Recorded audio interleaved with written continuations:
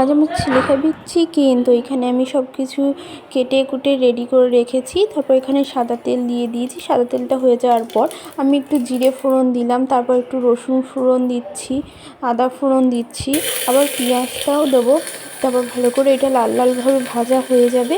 ভাজা হয়ে যাওয়ার পর আমি চিকেনটা দুটো হাড়ের লেগ পিসের থেকে আমি মাংস নিয়েছি আর দুটো মেটে নিয়েছি। ওটাকে একটু ভালো করে ভেজে নেব। ভেজে নেওয়ার পর আমি এখানে পেঁপে, গাজর, আলু এই সবজি তিনটেকে দিয়ে দেবো।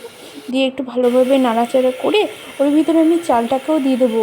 চালটা কারণ একটু নরম ভাত হলে না খুব ভালো খায়। তারপরে চালটাকে দিয়ে আমি জলটা দিয়ে এটা বেশ কিছুক্ষণ ফুটবে। ফুটার পর তারপরে আমি প্রেসার কুকারের ঢাকনি দিয়ে আটকে রেখে দেবো। তারপরে আমার ছেলের খাবার রেডি।